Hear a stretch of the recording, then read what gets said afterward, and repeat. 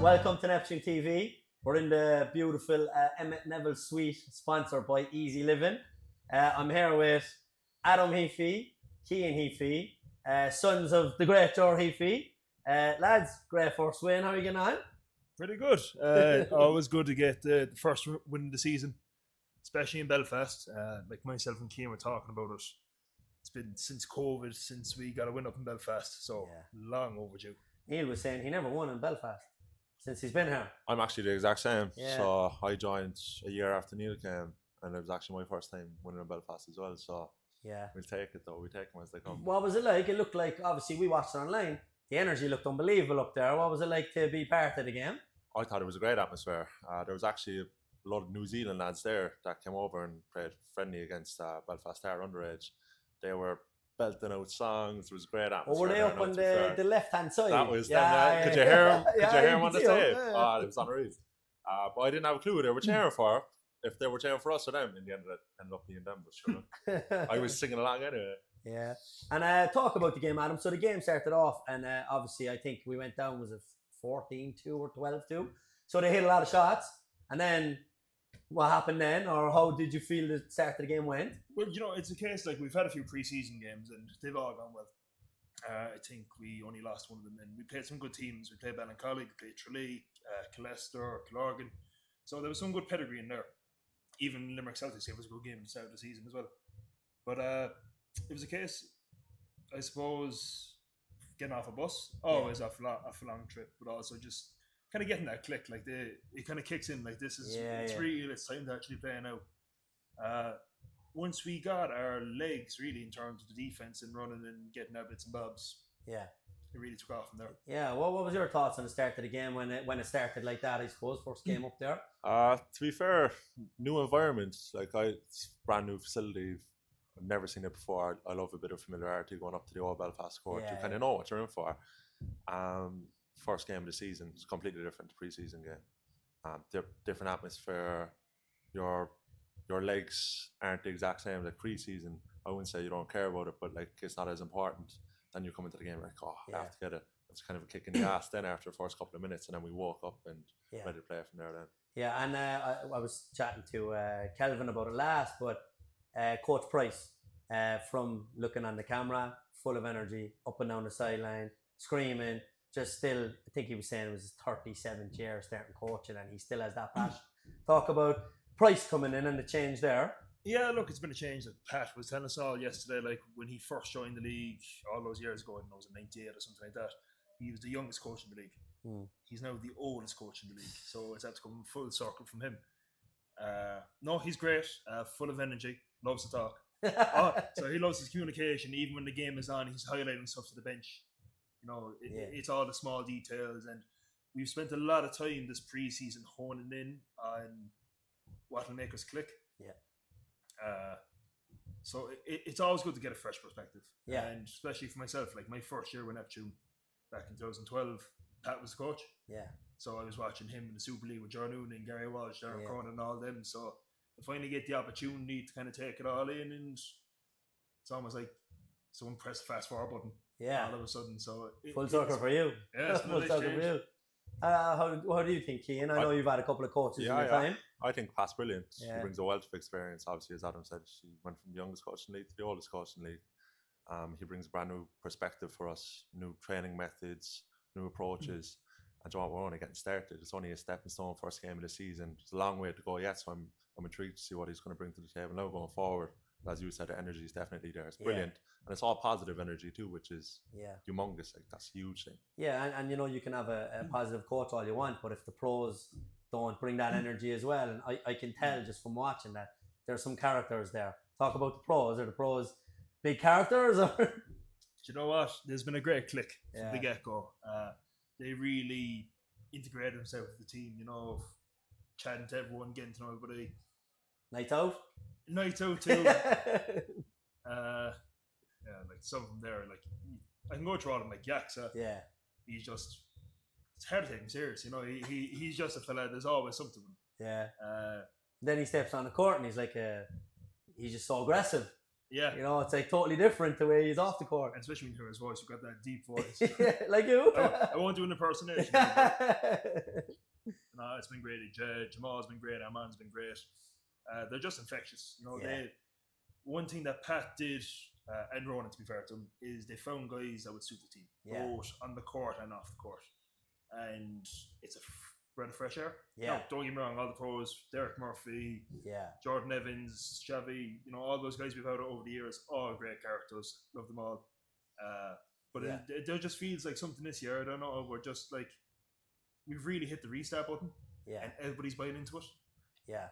And Cian, I heard Roy talking about in his interview that Jamal, his length, and he does all the stuff that people don't really see and stuff like that. And it was evident in the game the other day. He was brilliant on defense and deflections and stuff like that. How has he done in the system and in the team? I think he's brilliant. As you said, he's the unsung hero when it comes to defense, offense, stretching the floor. He's so detail orientated. That's one huge thing he brings. Like if you tell him you're getting to the corner, he'll have his toe to the exact point where it needs to be. And that's a huge thing to bring. But then along with that, he brings his energy. He's ridiculously skillful. He's really strong. As you said, the length. He's really athletic. Unbelievable. So he's a freak of nature, really. He really is. Yeah. Like I think sometimes he might jump that much off the floor and he can still dunk it. Yeah. And then he's putting the ball between his legs in the warm-up. You're like, what is going on here? Like, he's unbelievable. Yeah, and looking forward to Sunday. Big home game, first home game, Marion. They're not gonna they're not gonna roll over. I know. You saw the weekend. I think they only lost by 2 to Mary. Yeah. Like Mary, won a cup the year before last. They're in their team that's always in it. So like, what's going to be great? It's going to be our first home game. It's going to be great to get the atmosphere back in the stadium. Like they've done a lot in the background. Like the fan zone that they did this weekend was incredible. Yeah. I've never heard the likes of it in Ireland. Like, so to see that when it's an away game, then knowing to be a home game, like the energy that they're going to give is going to put us in a completely different level. Yeah. And really help us push against a very good UCD team. Yeah. And Cian, talk about the last couple of years. I know you've had a couple of injuries here and there, and I know you've been in the gym. I see the photos, looking big. Talk about like the last couple of years, you transitioning your body into now being really strong and being able to take those hits and stuff. Josh, as you said, it's not until you start getting injured and you start picking up all these nigs and nags and you're out and you're looking at the game and you're dying to be in there that you go, Jesus, by the time I start doing something about it. So I just got in the gym with Scott this year, worked on my physicality, worked on strengthening my body, worked a lot of mobility as well. So I didn't take the normal weight session gym classes, I went for calisthenics. Yeah. So my goal was to improve my overall strength, physique, mobility, kind of get the full package and see where that brings me. Yeah. So I'm really enjoying it at the moment. Probably need to lose. Good being on a beach too with a 6-pack. I know about that one. But, yeah, no, I'm really enjoying the physicality, and the really important thing for me was not to lose my step either. Yeah. I feel like probably that's what gives you the thing in the league, like your athleticism and stuff. Yeah. Before pre-season, I was probably a bit too heavy. Like I was coming in 103 kg. I had to cut that straight down to about 95, 96 to be able to get up and down the floor. So I'm happy where I'm at the moment. Feeling good now, no injuries, no nothing. No. Looking forward to the home game. Feeling good. Yeah. Touch good on that one anyway. What is that? Don't speak it into existence. Oh, yeah. And I wasn't going to leave you out, Adam. I see you with Jamie Beetle pumping the weights, getting the body in shape as well. No, tell me about your journey with him over the summer. No, it's been great. Jamie's after coming on board with the team. We got in, we had a pre-season really. It wasn't basketball, but we just kind of got together as a group, the Irish lads, and got involved with Jamie twice a week. After 1 or 2 sessions with him, it was different. You know, you can do your own gym work, but when you have somebody who's with you the entire time, it gives you a push as well. Yeah. But also Jamie being a great guy. Like Jamie was my teammate underage. I won a national cup with Jamie on the 20s one year. Yeah. So I'm doing him now twice a week. Yeah. And it's just nice. It's compared to the routine. Yeah. So. Yeah, and talk about that. You touched on something there. I know you won a lot of cups in a couple of years in succession. Talk about is it a little bit frustrating sometimes, Cian? Maybe you won all those cups in a row and it hasn't yet transitioned to Super League. I know players went away and stuff like that. Hopefully, it's only around the corner. But what do you feel about that? Well, as you said, growing up, we were so used to winning constantly. That's basically all we did. And we were a very young team coming into it. Like I only saw a photo the other day. Me and Dara were 17, 18 years of age starting Super League, which isn't really seen much these days. But I definitely feel like there's something coming around the corner, as you said. Like the team, we're getting older, we're starting to mature a lot more. And as you said, fellas are coming back, like the likes of the Sullivans. It's great to see. Probably be hopefully more coming back in the next couple of years. And we just keep building on what we have. Surely eventually we'll get there. So that's the plan anyway. Yeah, and touch on it, like you have Sean McCarthy, Eli, hopefully they come back. And same for you, Adam. I know you've won everything underage as well, and cups and trophies and stuff. And like, do you think it's just around the corner, hopefully? Yeah, look, as you said, like we won a lot. Like I won a lot with Keane, the two Sullivans, even the Hannigans when they were like, we won a lot underage. Going up senior, I started in the Region League, and even there we won a cup. That's when we won the 18s, 20s, and the President's Cup at the time. So it was all, the trajectory was there. Yeah. Coming into the Super League then was a wake-up call in a sense, because we were a very young team, with the exception we'd only one or two old heads, for lack of a better word. Gary Walsh, Darren Cronin, Shetland. Yeah. But besides that, we were really young. There's been a high expectation from day one due to the fact we had such success from underage, because, you know, especially Keane's group below me, they were kind of seen as a golden generation. Because they went seasons without losing. They probably went 2-3 years without losing a game. Yeah, I remember that. In all competitions, which was unheard of, to be honest. But like I'm at the stage now, I'm 26. Yeah. You know, Downey's in his 30s. Like we're all getting up there, but experience is there. Like you've had Dara, who's been away in America for a few years. Connoisseur was over for a few years. Did well with Ulster. The pros we brought in this year, none of them are rookies. They've all played overseas, so everybody's buying into winning. Like even Neil Spatter going back to, like, Neil's an unbelievable player, former All-Star, first team. He's at a position now where he's accepting coming off the bench if needs be, just to win. Like he will put his body on the line. Like the goal isn't individual, it's as a whole. So I think we're at that stage now where it's a matter of time. We're knocking on the door. Yeah, and like you touched on it there, like Neil, he's such a good teammate, isn't he? He's the best. Like you see him on the bench there, whether he's playing or not, like he's jumping around. I don't think I've ever seen him sulking. Like, but talk about his energy being part of the team and the way he is. Want to say this one? Neil walks in the room, you can't help but smile. Like that's the type of personality he has. Like he's just a bundle of joy, a bundle of energy, and you know what? It lifts everyone else up around him. Like, oh, you coming in from work? I'm cranky half time. Like, and then Neil be coming in. How are you? And everyone's getting laughing, and he just brings the joy. He's the first fella to come in, first fella to give you a hug, and joy, it goes a long way. Yeah. Then you're out in the court, he'll be the first fella to pick you up off the floor. He's just infectious, and you can see it. Like as you said, if everyone around the club can see it, everyone around the league can see it. Like he's just a brilliant person. The word is infectious. Yeah, infectious. Like he's even sounding like a pre-huddle chant and all before the game, and we're all looking at him like he has six heads. But you know, you can't help but laugh, and you buy into it, and he's just the ideal teammate. Yeah. And one question I wanted to ask you, Adam, because I know a lot of players around the league go through this as well, right? So, like, there might be some games where you might not get that much minutes, right? And then I think you probably heard me last year in commentary that every time you're called upon, wherever it is, whatever part of the game, it's the first quarter, fourth quarter, you come in with so much energy, motivate everyone, pick your teammates up off the floor. Like, where does that mentality come from? You know, whether you're called on first or last, you're just ready to go. Yeah, look, it's a case of like I've been 6'3" probably since I was 16, so you know I'm not a foot taller than everyone anymore. So I got to bring something, and I'm not as athletic as this fella, but I'll bring what I can. In my eyes, if I can give 100%, and even if it is for the 30 seconds to 5 to 10 minutes, if it makes a difference, I'm more than happy to put my body in the line. Yeah. Like I understand that we're at the stage now when we're in leagues where we have 4 foreign players on the court at the same time. Like you're not always going to get your 10, 15, 20 minutes. So you've got to make the most while you can. And if you do well and you have the team, you can also impress and get more minutes. So I want to win. Yeah. Yeah.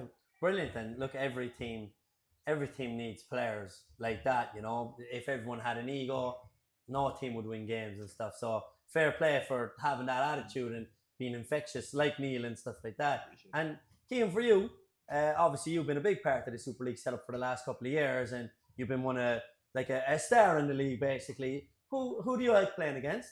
Like, who's the players you like matching up against in the league? I love matching up against Paul Dick. Yeah, I just think he's unbelievable player, Brilliant. great personality. But even like if you get schooled by Paul Dick, you're learning from him the whole time. So no, he's a great person, great player, and he's been top of his game so many years now. It's kind of all the people I used to look up to.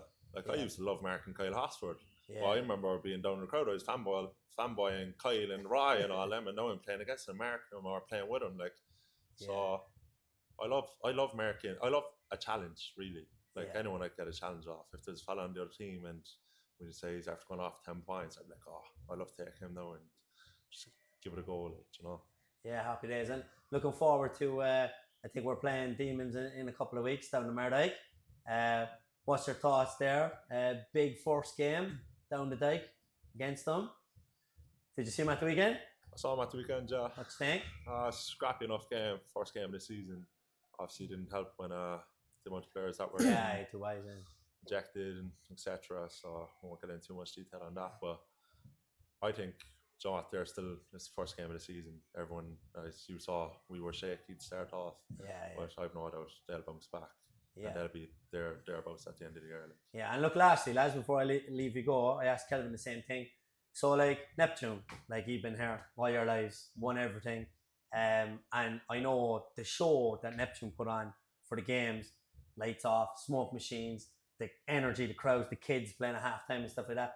Talk about how the feeling it is now in Neptune in the home games, and especially when it's a Demons or a Ballincollig or a Tralee or, you know? Yeah, like, it hits different. Like, I'm playing senior now since we won the President's Cup that time.